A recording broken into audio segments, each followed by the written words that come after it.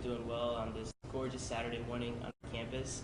My name is Pratik Shah, and I'm a senior public policy major here at Duke, interested in health and education policy. And my research group, we're very interested in education policy, but more so the gender disparities that exist between the different populations. And as we're looking at the Subaltern conference and we look at the disadvantaged individuals in both U.S. and India, what we wanted to examine were the gender disparities that exist in education. And so we wanted to examine was women's education within these both countries.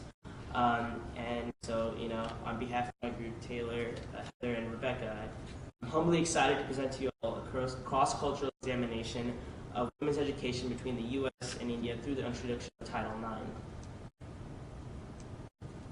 Just to begin, I just want to provide a brief outline of what I'll be discussing, just so that hopefully you guys won't get too bored and will be able to follow along. But first I wanted to discuss the current education policies within the U.S. and India. There are a lot of state and local policies, but what we wanted to examine were two national policies. One is Title IX within the United States, and secondly is the national policy in education, which is within India. An examination of those policies and the existing status quo that exists right now helps provide a better understanding of where we are right now and where we can go moving forward. Secondly, and the bulk of our discussion will consider the measures of comparison of women's education between those two countries. First, we wanted to look at primary and secondary education in terms of enrollment and how there are disparities in terms of enrollment numbers. And then we wanted to shift a large part of our discussion into tertiary education in terms of enrollment, bachelor's degree in employment, and also the field of study that women are choosing within both of those countries. And lastly, we want to formulate everything and make the focus of our research question on what can a policy like Title IX do in India. As I'll show you, Title IX was very effective in the United States over the last part of 4 decades in empowering women's education. And so what we wanted to do was see if we had a policy like that in India, how can it empower women's education in India? So, to begin, we just wanted to look at Title IX and see how it aims to reduce the gender disparity by explicitly stating that no person in the United States shall, on the basis of sex, be excluded from participation in or be denied the benefits of or discriminated against any other education program. So as you can see, being denied education based on gender is highly frowned upon. It's not allowed as in the idea of Title IX. And so as we compare existing U.S. and Indian policies, we can see that there are some similarities and some differences that exist between the two existing Indian and American frameworks. For one, we can see that affirmative action exists in both countries in the sense that affirmative action exists in the United States, through minorities getting empowered to visit higher education, and then also in India through reservation policies. And as we look at each country individually, we can see that within the United States, the Constitution was very vague in defining equal protection. The Constitution was implemented in the late 18th century. However, heading into the later part of the 20th century, we still saw gaps in education between the two genders of male and females. So what we noticed was after the Civil Rights Movement in the late 60s, there was a major focus on the examination of gender disparities, and with that, we saw the introduction of a policy like Title IX, which made it clear that discrimination on the basis of education is not allowed and is not tolerated.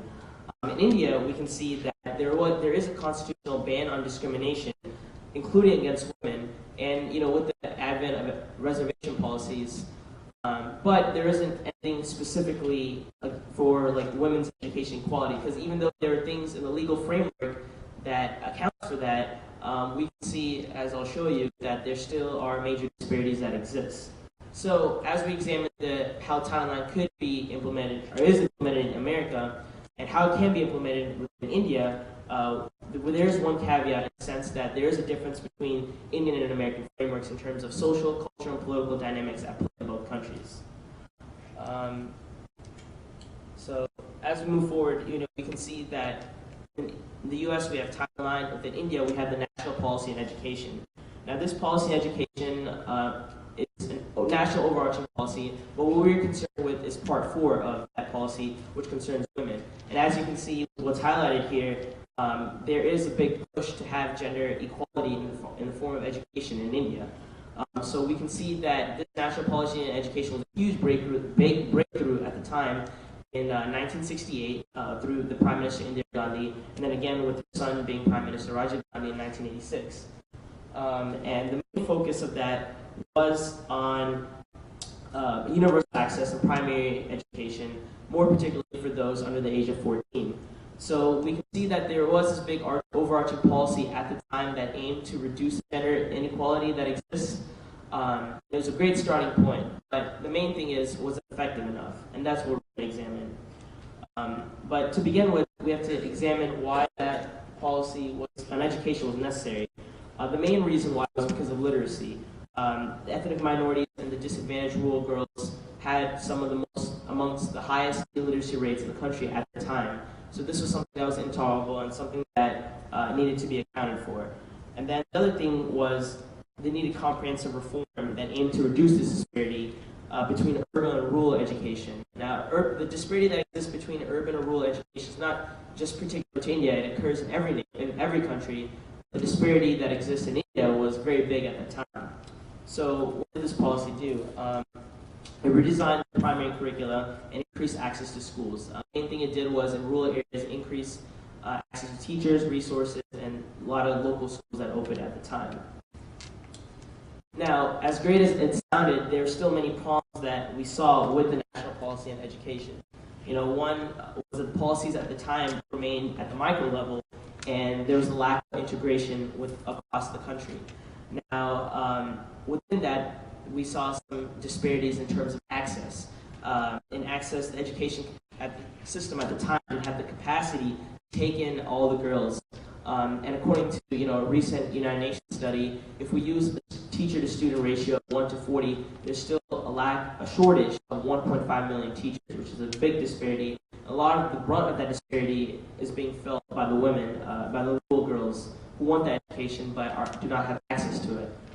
So, you have a problem of access. Another problem we have is the problem of quality of education. As I mentioned, there is a fundamental learning that is not consistent across the board. I was mentioning with Dr. Dora earlier, she was mentioning how there are a lot of education policies within India because, it's no surprise that there is a gender disparity in education of women in India. So there are a lot of state policies, such as in the western state of Maharashtra, southern state of Kerala. However, since there's a lack of consistency that's occurring, the rural education that's occurring is very different across the board. So we do think that a national policy in education, and a robust one, that is very important. And because without it, it really devalues the non-formal education. So, as we move forward into looking at the measures of comparison, one thing we want to look at was primary education and enrollment numbers for that.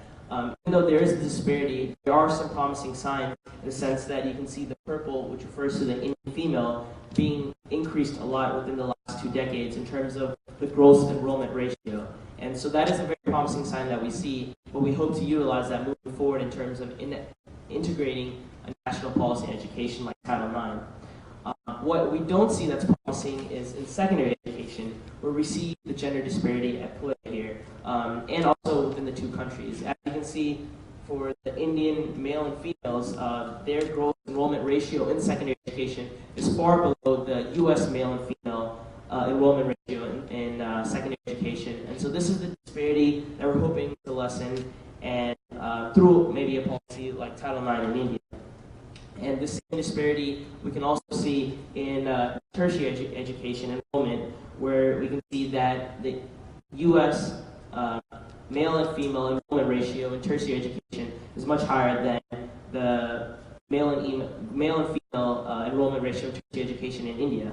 So these are disparities that we examine, and we try to see how we can lessen those disparities, and hopefully with the policy like Title IX that can be done. Now, like I mentioned earlier, the main focus of our research is on gender disparities. So one interesting comparison we wanted to do was the female to male enrollment ratio within tertiary education. And as you can see, there is a big gap that exists because in terms of female to male tertiary enrollment enrollment ratio in the United States, it's clearly over 100% in the sense that there are more females than males enrolling in women's in education at the tertiary level. However, in India, we kind of see the opposite effect, where we see a lot more males enrolling in tertiary education than females. So that's a big gap that we wanted to mediate between. And this gap that we want to mediate between, we can see it has been mediated within the United States through something like Title IX. You can see that within this graph, we aim to look at the tertiary education enrollment by gender in the late 60s, which was the beginning of Title IX era, which formally was official in 1972, to now, that women's college enrollment by gender went from 40% to roughly now equal 50% that exists now. So what we wish to do is that if we have a policy like Title IX in India, we hope for this type of trend to occur. However, what's fortunate about India is that there is inequality that exists in terms of the gender dynamic. Even as recently as the last decade, from 2002 to 2011, you can see in the light blue, the males clearly outweigh the females in terms of the gross enrollment rates in tertiary education, and that is something that we hope to ameliorate within a policy like Title IX. One other factor that we wanted to examine was the field of study of tertiary education. Title IX has its benefits, but I think one of the major disadvantages of it is that it hasn't reduced the gap in terms of the field of study that individuals like women have engaged in. You can see that throughout time, whether it's in 1970 or whether it's now, women still tend to go more into the social sciences and humanities and not so much the STEM. For almost all of these, what's great about Title IX is that there has been an increased number of bachelor degrees granted to women in all these fields. However, something like mathematics and computer science, the numbers have actually decreased, which is very troubling trend. What is not as troubling is that despite these low numbers, there has been huge growth rates in terms of the STEM programs. You can see here that there's been a massive increase in the number of degrees for women in the engineering field. So that is a very promising trend. However, if we look at it as a whole, we can see that when we examine the number of bachelor degrees granted to women in 1972 versus most recent figures we were able to get were from 2010, we can see that generally, bachelor's degree granted to women increased by 30.8.9% with the last 4 decades. So that's very beneficial. We think a lot of that has to do with Title IX.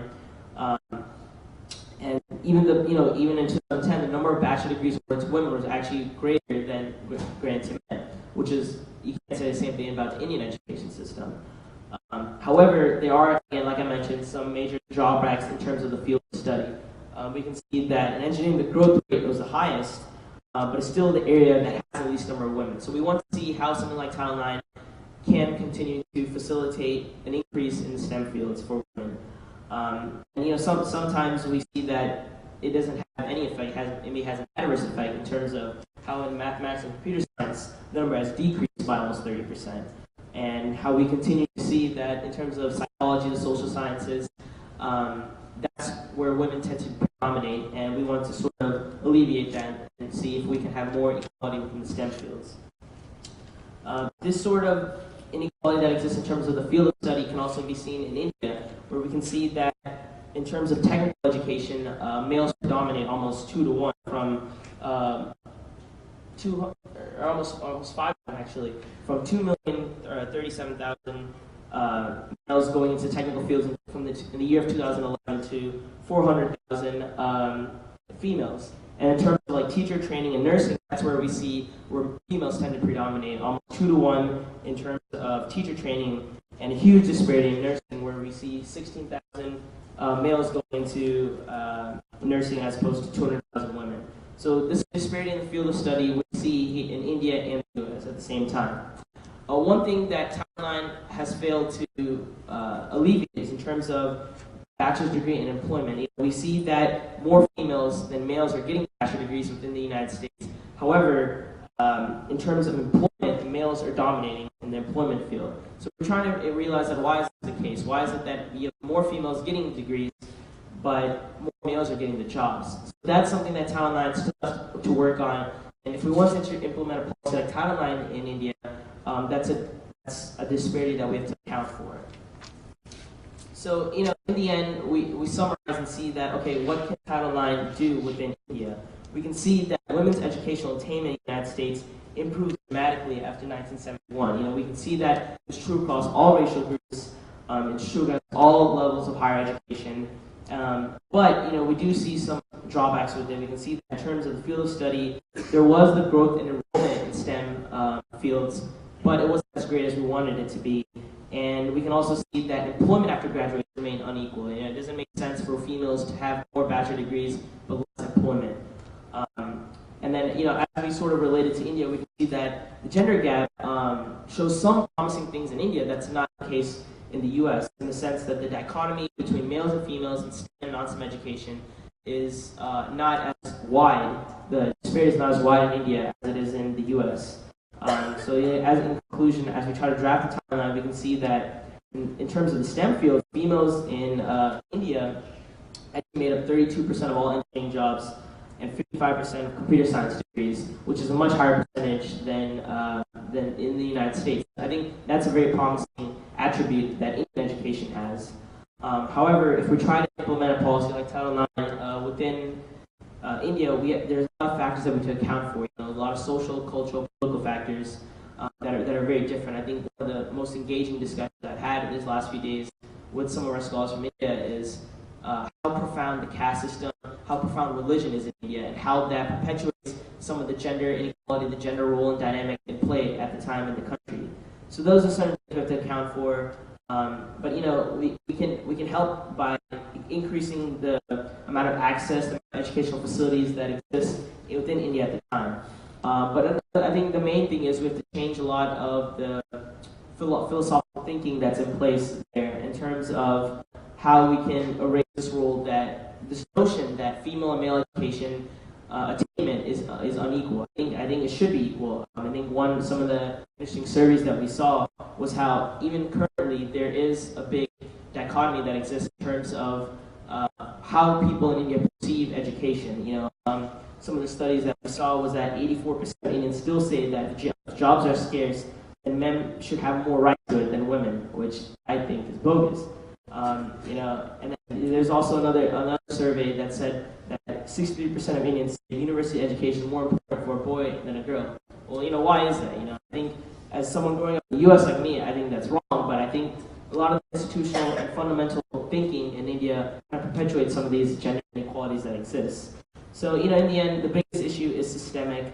There's gender discrimination in textbooks, material curriculum. Even a lot of the teachers that teach these rural girls, their behavior and attitudes towards female students is imperfect. I don't think they themselves think that these women's education attainment is as important as males. So we do see a lot of concerns, but I do think that if there were a policy like Title IX in India, it would be very effective. And I think some of the reasons why I mentioned why we believe so. So yeah, that's the presentation.